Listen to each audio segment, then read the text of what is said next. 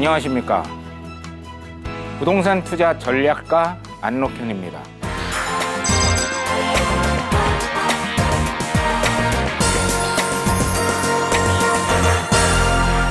저희는 이번에 부동산 투자 물건을 분석하고 소개하는 방송을 준비하고 있습니다.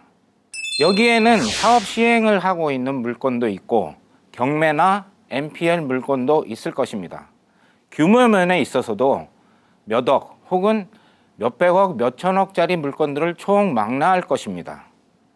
특정한 부동산 물건을 선정해서 법률 전문가, 금융 전문가, 건축 전문가, 부동산 전문가 등 여러 패널들을 모시고 그 부동산의 법률적 문제나 자금 구조나 건축에 관계된 문제나 사업성 혹은 분양성 등에 대해서 철저히 분석하는 모습을 시청자들께 보여드리고자 함입니다. 그러한 분석을 함으로써 사업자는 자신의 물건을 검증받을 수 있을 뿐만 아니라 사업 진행의 작은 부분이라든가 분양의 어려운 부분도 해결할 수 있을 것입니다. 또한 선정 물건의 좋은 점만 나열하는 광고성 분석이 아니라 안 좋은 부분, 경계해야 될 점, 문제점들을 있는 그대로 시청자들께 보여드림으로써 부동산 투자에 대한 시청자들의 지식을 넓힐 수 있고 판단력을 높일 수 있으리라 믿습니다. 그러한 투자 대상의 물건을 분석하는 방송을 하기 전에 부동산 투자는 시대적으로 어떤 흐름을 이어왔고 이 시대에는 어떤 부동산 투자 형태가 우리를 유혹하고 있는지 또 부동산 투자를 하는 데 있어서는 어떤 요소를 가장 기본적으로 고려해야 되는지 살펴본다면 향후 시청자들이 부동산 투자를 하는 데 있어서 어떻게 하면 더 안전하고 높은 수익률을 올릴 수 있는 그런 방향 제시가 될 것이라고 생각해서 먼저 이런 특강의 자리를 마련하게 되었습니다. 투자라고 하는 것은 낚시를 하는 것과 비슷합니다. 자본금을 던져서 뭔가 보다 더 나은 것을 건져 올리고자 하는 목적으로 하는 행위를 말하겠지요. 부동산 투자도 마찬가지입니다. 자본을 부동산에다가 투자를 해서 매각 차익을 얻고자 하거나 아니면 임대료를 받음으로 해서 보다 높은 수익률을 올리고자 하는 그러한 행위를 말하겠습니다. 부동산 투자에 있어서는 수동적인 투자와 능동적인 투자로 한번 나눠보고자 합니다. 수동적인 투자라고 하는 것은 어떤 특정한 정보에 의하거나 아니면 그 부동산 가격의 급상승으로 인해서 어떤 특정한 노력을 하지 않아도 투자한 시점부터 시간이 지남으로 해서 자동적으로 수익이 얻어지는 이러한 투자 형태를 말합니다. 능동적인 투자 형태라고 하는 것은 본인이 간구하고 노력을 해서 남보다 보다 높은 수익을 얻고자 하는 그러한 행위를 말합니다. 제가 말씀드리고자 하는 내용이나 아니면 지향하고자 하는 것도 바로 이런 능동적인 투자입니다. 누구나 노력하면 보다 높은 수익을 얻을 수 있는 어떤 그런 구조를 우리가 갖고자 하는 것입니다.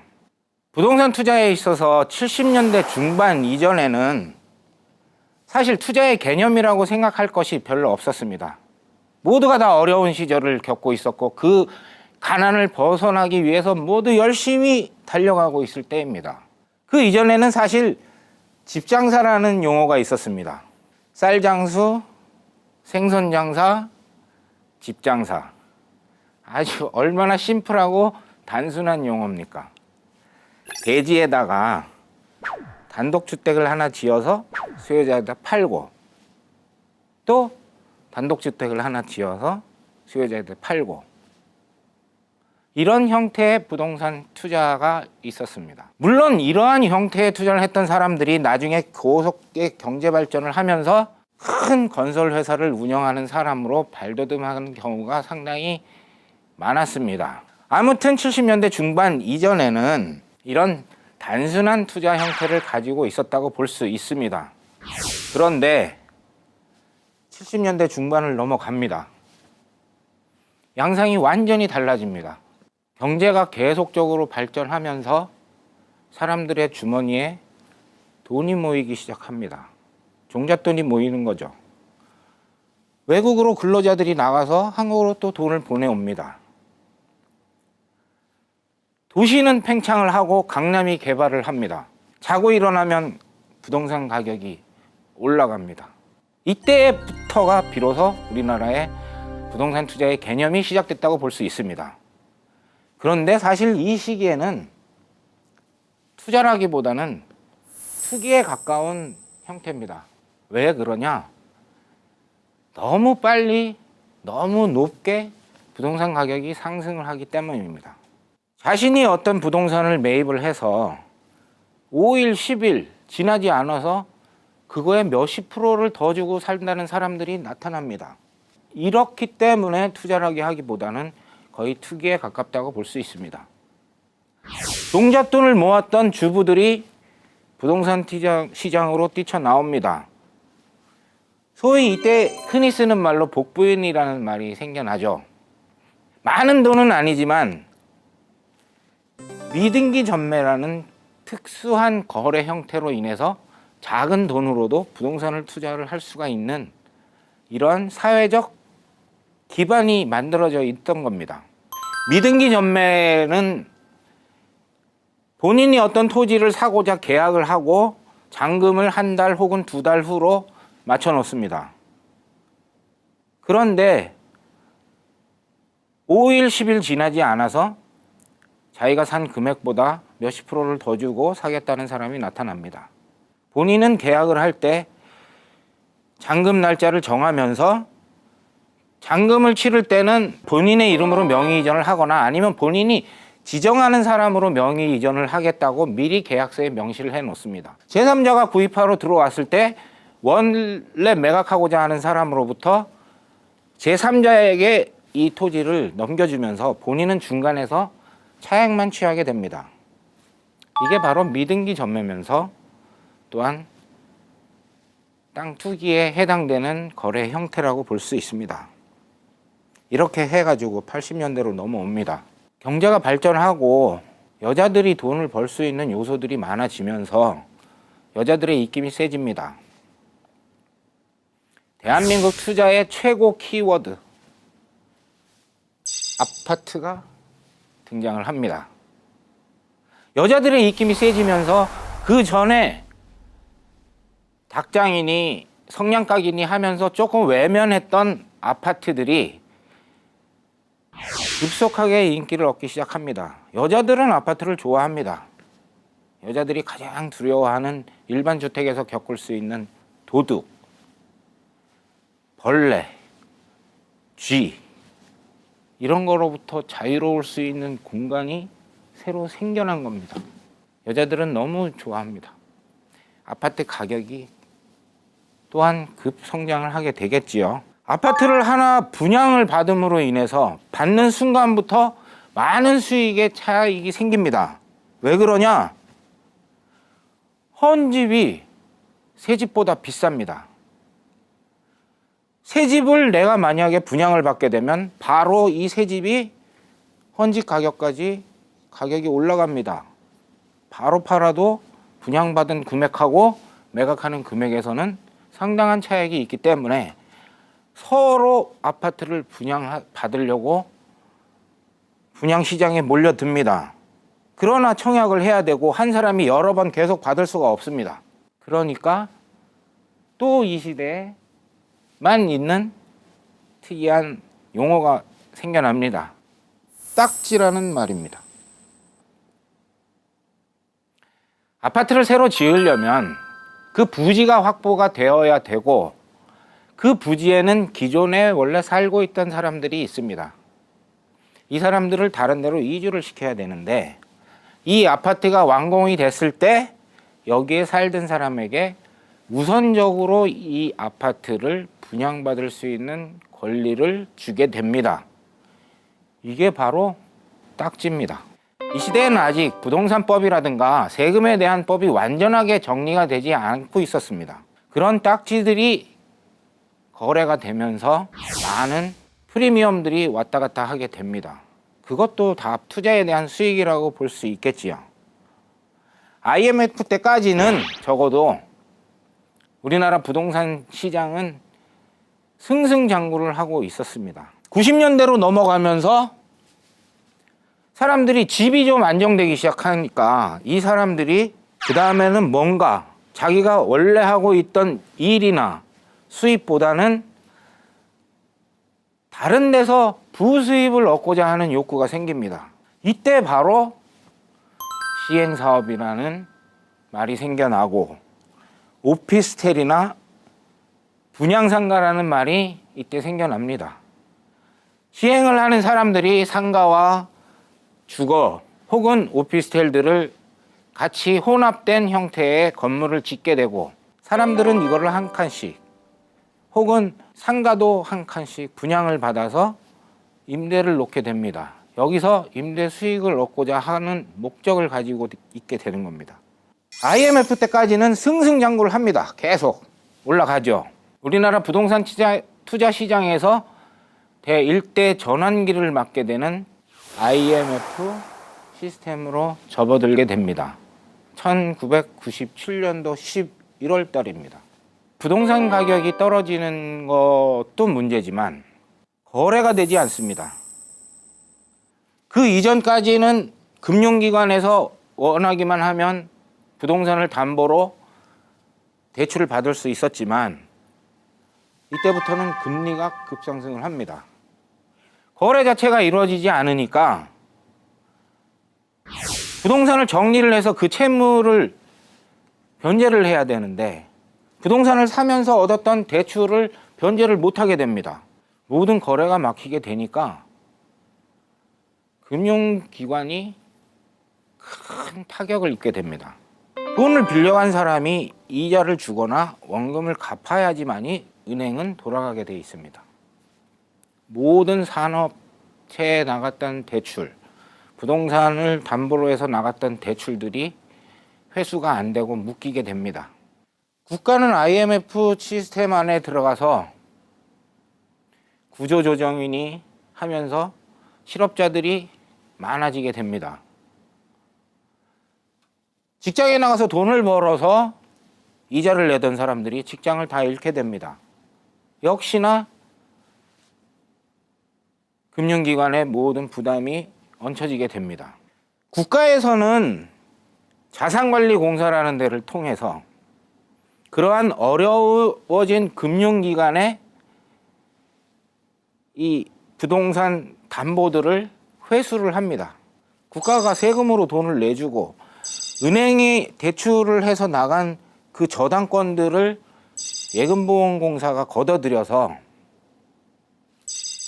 외국 투자기관에다가 그 권리를 매각을 하게 됩니다. IMF를 기점으로 해서 경매 투자가 급부상을 하게 됩니다. 경매라고 하는 것은 우리나라 사람들의 정서상 사실 껄끄러워하는 부분이 많이 있었습니다. 빚을 지고 쫓겨나는 사람들 집을 내가 그걸 굳이 사서 그런 좋지 않은 모양을 보아야 되는가. 그리고 그 전에는 또한 경매 시장이 일반 사람들이 접근하기에 그렇게 쉽지 않았습니다.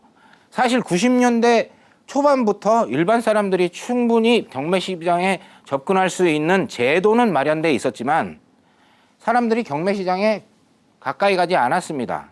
좀 전에 말씀드린 그런 어떤 위험성이나 정서상의 어떤 문제도 있었지만 또한 그 시절 IMF 시절이 될 때까지는 굳이 경매 시장으로 가지 않아도 부동산 투자를 할 수 있는 여러 가지 여건들이 있었기 때문입니다.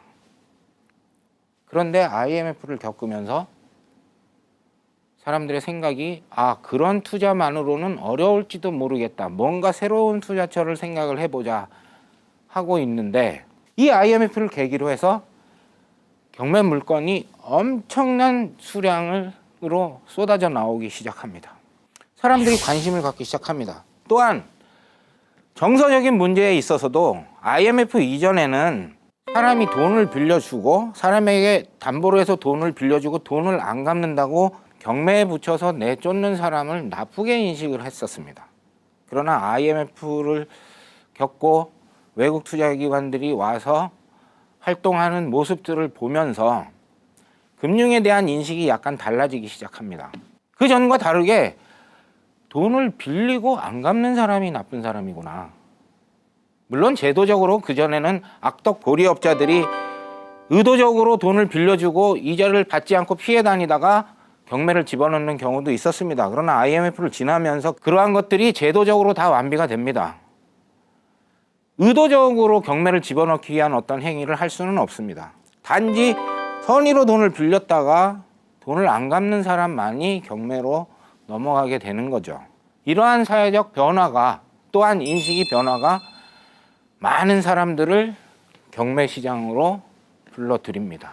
경매에 관한 책들이 무수하게 서점에 나오고 경매 강의들이 난립을 합니다. 2000년대부터 2010년대까지 약 10여 년 동안 이 경매 시장이 아주 화랑을 누립니다. 그런데 2010년대로 가까워지면서 경매를 공부하는 사람들도 많아지고 경매의 안전성에 대한 교육도 많아지면서 경쟁이 점점 심해집니다. 경매로 인해서 수익률을 올리기가 점점 힘들어집니다. 법원에 가서 입찰을 하려고 가면 자기가 고른 물건이 경쟁자가 10명, 20명 이렇게 되다 보니까 높은 수익률을 올리기가 힘든 상황으로 변해가는 것이죠. 사람들은 생각을 합니다. 경매에서 어려운 부분들의 요소가 있습니다. 유치권이라든가 지상권이라든가 예고등기라든가 남들이 손 안 대는 부분들도 다 파헤쳐서 이용을 하기 시작합니다. 이것도 2010년도를 넘어가면서는 경쟁력을 갖지 못하게 됩니다. 여기서 사람들은 다시 생각을 하죠. 뭔가 새로운 투자 형식이 없을까? 이 시대가 요구하고 있는 현재의 투자 방식은 바로 NPL입니다. IMF 구조에 우리가 들어갔을 때 잠깐 제가 좀 전에 설명을 드렸지만 각 금융기관들이 어려움을 겪게 되고 그 어려운 부실채권들, 이자나 원금이 회수되지 않는 그 많은 부실채권들을 예금보험공사에서 국민의 세금을 들여서 공적 자금을 들여서 수거를 해서 외국 투자기관에 매각을 합니다. 아주 싼 가격에. 달러가 필요하기 때문에 외국 투자기관에 매각을 하게 되는데 이때부터 우리나라의 NPL 투자라는 말이 알려지기 시작을 했지만 사실 일반 사람들이 접근하기에는 좀 먼 얘기였습니다. 2010년대를 들어오면서 NPL이 투자에 관심을 받게 됩니다. 사실 NPL 투자라는 것은 우리나라에서 IMF 때 외국 투자기관들이 우리나라에 들어와서 수익을 얻어가는 형태였습니다. 그 유명한 골드만삭스, 리먼 브로더스, 소고기를 생산하는 카길이라는 회사도 투자 전문 회사가 있습니다. 또한 그 유명한 론스타, 우리가 이름만 들어도 다 알고 있는 이런 회사들이 자산관리공사로부터 저당권을 인수를 해서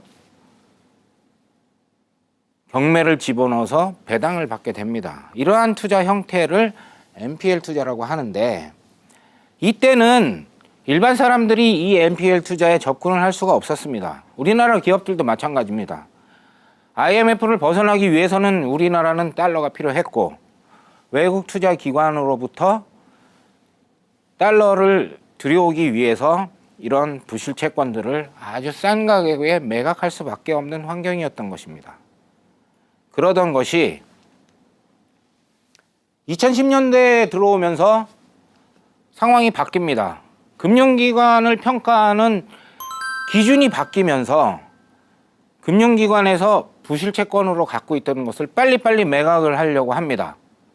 우리나라에도 과거에 외국 투자기관이 했던 그런 유동화 회사라는 것들이 많이 생겨나기 시작합니다. 많은 물건들이 시장에 나옵니다. 그래서 지금 사람들이 NPL에 대해서 관심을 갖기 시작하게 된 겁니다. 그러면 부동산 투자를 하는 데 있어서 우리가 가장 기본적이면서도 중요하게 생각해야 될 게 뭐가 있겠습니까?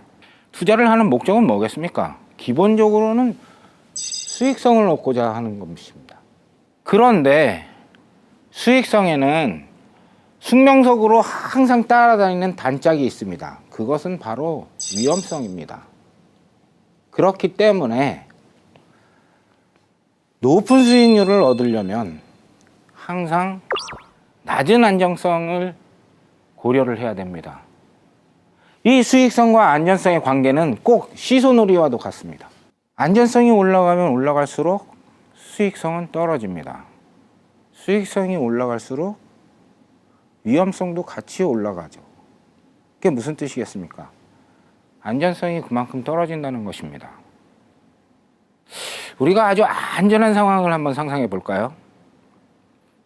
우리가 종잣돈을 가지고 있는데 돈이라는 것은 가지고 있는 것만 해도 즐겁습니다. 이걸 장롱 속에 코이 모셔두거나 아니면 금고에다가 싹 모셔둡니다. 이건 투자 행위라고 볼 수 없죠. 이걸 던져야지 투자가 되는데 고이 모셔둡니다. 안전합니다. 그 대신에 수익은 없습니다. 세상에서 존재하는 것 중에서 가장 안전하다고 생각될 수 있는 투자처가 뭐가 있을까요? 조금만 움직여서 우리는 이 돈을 은행에다 한번 넣어보기로 하겠습니다. 은행에다 넣는 것도 투자라고 할 수 있죠. 은행에다 넣었더니 약간의 이자라는 것을 줍니다. 투자에 대한 보답이죠.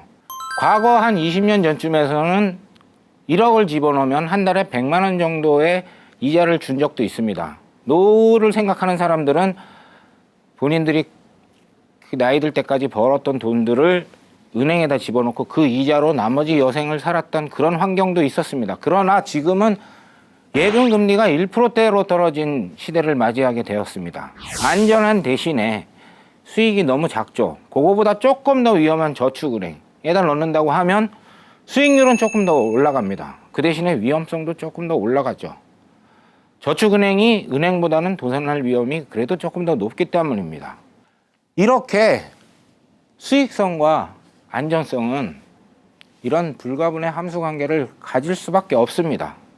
우리가 여기서 추구해야 될 게 뭐겠습니까? 안전성도 높이고 수익률도 높일 수 있는 방법이 있다면 그 부분은 당연히 우리가 추구해야 될 방법이라고 생각을 합니다. 제가 아까 처음에 말씀드렸던 능동적인 투자 방법이라는 것은 바로 이 안전성을 높이면서 수익성도 높일 수 있는 이러한 방법을 말씀드린 것입니다. 그리고 이러한 방법에 여러분과 함께 가기를 원하는 것입니다. 이러한 함수관계를 한번 예를 들어서 설명을 해보도록 하겠습니다. 직장을 퇴직하고 남은 여생을 걱정해야 되는 A라는 사람이 있습니다. 주변에서 보니까 프랜차이즈 사업 같은 데 설명회에 찾아다니면서 프라이드 치킨이나 아니면 어떤 가게들이나 이런 것들을 오픈을 하면 안정적인 수입을 얻을 수 있다고 해서 그런데 했던 사람들을 보게 됩니다. 그러나 그 결과는 생각같이 그렇게 좋지 않은 거를 이 A라는 사람은 알고 있습니다. 많이 봐왔으니까요. 주식에 투자하기는 두렵습니다. 혹시나 그게 잘못 선택을 해서 모두 다 손해를 입게 되면 남은 인생이 너무 어두운 삶이 될지도 모르기 때문입니다. 그래서 이 사람이 생각한 것이 부동산 투자는 그래도 물건이 남아 있으니까 가격의 변동폭이 좀 있다고 해도 안전성에 있어서는 그래도 좀 나은 편이라고 생각을 합니다. 그래서 어떤 부동산에다가 투자를 할까 고민을 하게 되는 거죠. 요새는 1인 가구가 많이 늘어나는구나. 젊은 사람들도 대학을 졸업하고 직장을 얻게 되면 혼자 나가서 살기를 원하는 사람들도 많고 실제로 그렇게 많이 살기를 하는구나. 그렇다면 내가 지하철역에서 몇백 미터 안에 걸어서 몇 분 안에 있는 위치에 그런 1인 가구들을 위해서 지어놓은 그런 임대형 주택을 내가 만약에 살 수가 있다면 좋겠구나 하는 생각을 하게 됩니다. 그래서 그런 물건을 찾아서 다니다 보니까 대지가 165평방미터, 우리가 보통 알고 있게 50평이라고 얘기하는 것입니다. 그 165평방미터 정도의 대지에 330평방미터의 원룸, 풀옵션이라고 우리가 얘기하는 원룸이 10개가 들어가 있는 그런 건물이 16억에 나와 있는 것입니다. 그 건물에는 융자가 9억이 들어있다고 합니다. 방 10개의 임대가 다 나가서 보증금, 방 한 개당 보증금 1,000만 원에 월 임대료가 60만 원이라고 합니다. 자기 돈이 6억만 있으면 이 건물을 매입할 수 있답니다. 융자가 9억에 대한 이자는 3%가 적용됐답니다. 월 225만 원입니다.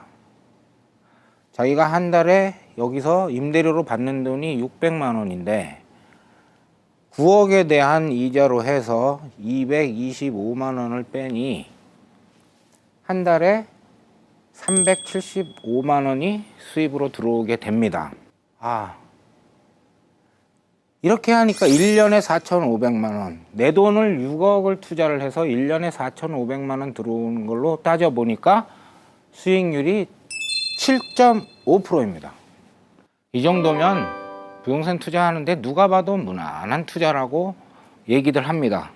또한 지하철역에서도 멀지 않고 새로 지은 건물이기 때문에 수익률에 있어서도 안전하다고 얘기들 합니다. 그래서 이 A라는 사람은 이 물건을 총액 16억에 자기 자본금 6억을 투자를 해서 한 달에 375만 원, 연수익률 7.5%의 이 물건을 사게 됩니다. 아주 대만족스러운 결과라고 본인은 생각을 했습니다. 그것을 옆에서 지켜보던 B라는 사람이 있었습니다. 저 사람이 A라는 사람한테 저렇게 16억이라는 금액에 파는 어떤 사람은 대지를 구입을 해서 저기다가 건물을 지어가지고 A라는 사람한테 팔았겠구나.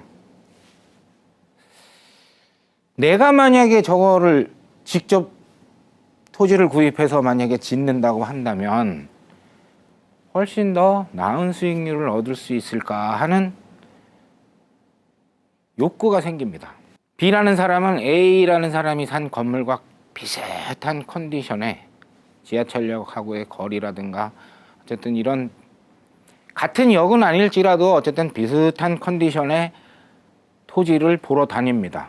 여러 달을 고생한 끝에 그러한 컨디션의 토지를 발견하게 됩니다. 매매 가격이 9억이랍니다.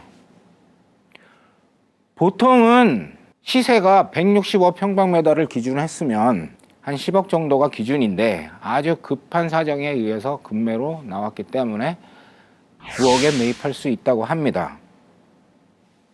9억에 매입을 했습니다. 건축을 해야 됩니다. 신뢰성 있는 건축업자에게 이걸 맡기기 위해서 여러 군데를 알아봤습니다. 3.3평방미터당 400만 원에 짓는다고 얘기하는 사람도 있고 450만 원에 짓는다고 하는 사람도 있고 500만 원에 짓는다고 하는 사람도 있습니다. 이 B라는 사람은 자기 건물을 보다 더 경쟁력 있게 그리고 잘 짓고 싶었습니다. 3.3평방미터당 500만 원에 건축을 의뢰를 해서 330평방미터 총 5억이라는 돈을 들여가지고 결국은 A가 구입한 그 건물과 비슷한 건물을 짓게 됩니다. 방 한 개당 보증금 1,000만 원에 월 임대료 60만 원입니다. 총 금액이 14억이 들어갑니다. A가 16억에 구입한 거에 비해서는 2억이 세이브가 됐죠. 수익률로 한번 따져볼까요? 똑같이 9억을 대출을 받았습니다. 자기가 들어간 돈은 4억입니다. 월 나오는 돈도 똑같습니다. 375만 원, 연 4,500만 원. 자기 돈은 4억, 연수익률 11.25%를 달성하게 됩니다. 7.5%에 비해서는 거의 50% 이상 상승한 금액이라고 볼 수가 있죠. 여기서 그거를 지켜보던 덜컥맨이 등장을 합니다.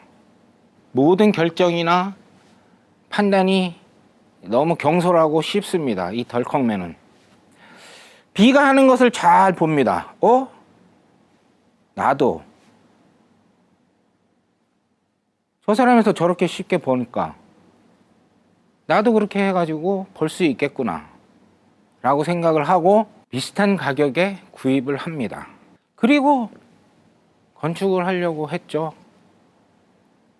그런데 B가 진행을 한 내용에는 아주 커다란 함정이 두 가지가 있습니다. 일단 토지를 매입한 게 비슷한 환경이라는 데 주목할 필요가 있습니다. 비슷한 환경이라는 것은 A가 지었던 토지와 접해져 있는 도로의 넓이라든가 아니면 이 토지가 향한 방향이라는 것이 있습니다. 북쪽 도로를 접하고 있느냐, 남쪽 도로를 접하고 있느냐, 건축을 하는 데 있어서는 천지차이입니다. 그런 거를 생각을 하지 않고 저 사람은 돈을 벌었구나, 나도 돈을 벌 수 있겠구나, 그 부분에만 초점을 맞추게 되면 거기에서는 치명적인 오류를 범하게 됩니다. 자기가 갖고 있는 토지가 165평방미터면 그 건물을 165평방미터만큼 지을 수 있다 그러면 그걸 용적률을 100%라고 합니다. 만약에 330평방미터를 지을 수 있으면 용적률을 200%라고 얘기를 합니다. 그 대지에 지을 수 있는 건물의 크기를 얘기를 할 수가 있겠죠. 그런데 그 200%라는 그만큼의 건물 면적을 찾기 위해서는 그 대지가 갖추어야 될 요건들이 여러 가지가 있습니다.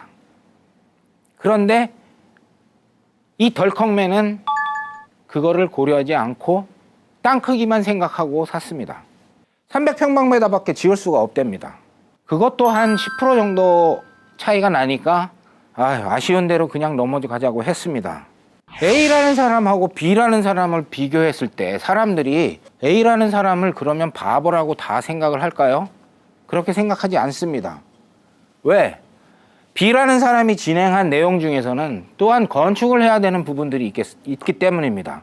이 건축이라고 하는 부분은 생각만큼 쉽지 않습니다. 돈만 그냥 건축회사를 선정해서 지면 안전하게 지어줄 것 같지만 실제로 이 건축을 하는 과정에서 문제들이 많이 생기기 때문에 사람들은 직접 건축을 하는 것을 꺼려합니다. 그래서 A라는 사람이 7.5%의 수익률을 얻어감에 불구하고도 그러한 행위를 바보 같은 행위라고 하지 않는 것입니다. 이 덜컥맨이라는 사람은 B라는 사람이 평방미터당 3.3평방미터당 500만 원이라는 돈을 들였으니까 나는 저거보다는 더 원가를 줄일 수 있다라고 생각을 하고 충분히 알아보지 않고 가격만 싸게 제시하는 사람을 선정을 하게 됩니다. 더 많은 수익성을 얻어야 되니까요. 그런데 짓다가 중단이 됩니다. 2년, 3년 시간이 가서 겨우 어떻게 완성을 했다고 하더라도 본인이 요구하는 수익률에 턱없이 못 미치거나 오히려 손해를 볼 수도 있기 때문입니다.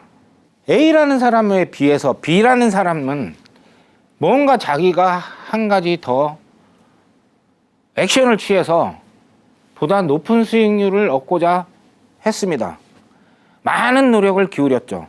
그 토지를 구입하는 데 있어서부터도 모든 법률적인 부분, 그 다음에 건축업자를 선정하는 데 있어서도 여러 업자들을 선정해서 무조건 비싼 것이 좋은 건 아니고 또한 무조건 싼 것만 좋은 것도 아니다. 건물을 정확하게 지을 수 있는 그 건축회사들, 그 회사의 경력을 쭉 보니까 최근에 건물을 완공해서 그 새로운 등기를 낸 건물들이 여러 개 있습니다. 여기는 신뢰할 수 있겠구나. 그런 거를 다 보고 이 사람은 이러한 건물을 져서 더 높은 수익을 올릴 어떤 시도를 한 것입니다. 이게 바로 능동적 투자 형태의 투자라고 제가 말씀드리고 싶은 것입니다. 그러한 어려운 부분들을 미리미리 계산해서 덜컥맨이 되지 않기를 바라는 마음입니다. 덜컥맨은 여기서 잠시 퇴장을 하고 그것을 또 B라는 사람을 가만히 지켜본 C라는 사람이 있습니다.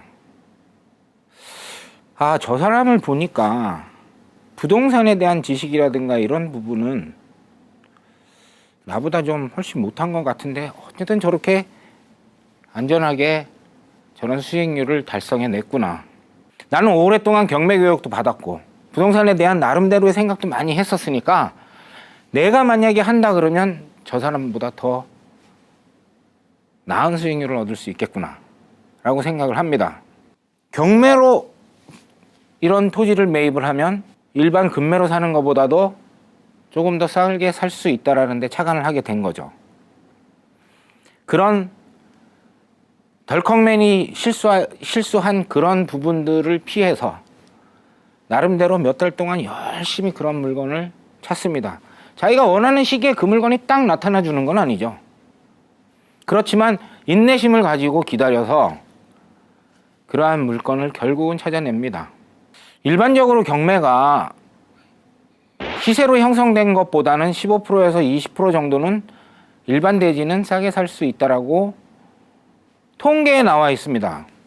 아파트 같은 경우는 물론 거의 95% 선에 육박하고 있기 때문에 조금 다른 문제지만 우리가 9억이라고 하는 거 아니면 나대지라고 하는 건물이 없는 이런 토지는 경매로 하게 되면 약 15% 정도는 세이브를 할 수 있겠구나. 통계적으로 딱 보니까 그렇게 나와 있는 겁니다. 오, 그래. 나는 그럼 이걸로 구입을 해야 되겠구나 라고 생각하고 경매에 응찰을 해서 나름대로 다른 사람보다는 조금 더 높은 가격을 써서 8억이라는 돈에 비슷한 컨디션의 대지를 구입을 하게 됩니다. B라는 사람한테 가서 물어봅니다. 건축업자를 어떻게 선정을 했느냐. 이렇게 선정을 했다. 본인도 덜컥맨 같은 실수를 하지 않기 위해서 여러 군데를 찾아다녀 보고 혹은 B가 지었던 어떤 그 사람을 선정을 하거나 해서 5억이라는 똑같은 금액에 건축을 올릴 수가 있게 되었습니다. 토지 구입하는 데 들어간 돈 8억, 건축하는 데 5억, 총 금액 13억입니다. B라는 사람보다도 1억이라는 돈을 세이브를 하게 되었죠. 똑같이 건물을 완공하고 나서 이 부동산에 대한 재평가를 하고 융자를 청구합니다. 똑같이 9억을 받았다고 하죠. 본인이 들어간 돈은 실제로 들어간 돈은 3억입니다. 매달 들어오는 임대료, 그 다음에 매달 나가는 이자는 똑같습니다. 600만 원이 들어와서 225만 원의 이자가 나가고 375만 원, 1년에 4,500만 원. 내가 들어간 돈 3억. 수익률이 15%로 올라갑니다. 뭔가 보다 나은 수익을 올리기 위해서 노력을 한 결과입니다. 그런데 여기는 또 덜컥맨이 등장을 합니다. 경매로 사갖고 저렇게 지니까 좋아. 내가 지난번에는 건축업자나 땅을 토지를 구입하는 데 있어서 어떤 용적률이라든가 이런 것들을 고려하지 않고 샀으니까 이번에는 그런 실수하지 않고 내가 경매로 한번 사봐야지 라고 생각을 했습니다. 그런데 자신이 생각하기에 비슷한 컨디션이라고 확신할 수 있는 물건이 5억 정도까지 떨어졌는데도 아무도 사는 사람이 없는 겁니다. 이 세상에 이런 바보들이 있나. 6억이라는 금액에 그 토지를 경매로 구입을 합니다. C라는 사람보다도 2억이라 싼 금액에 내가 이거를 구입을 하게 됐어. 그러면 이번에는 틀림없이 내가 저 사람들보다 훨씬 더 많은 수익을 내면서 저 사람들을 향해서 웃어줄 수 있을 거야 라고 생각을 했습니다. 그런데 잔금을 냈습니다. 그 부동산에 가서 건축을 하려고 갔더니 유치권이라는 걸 주장을 하는 사람이 있는 것입니다.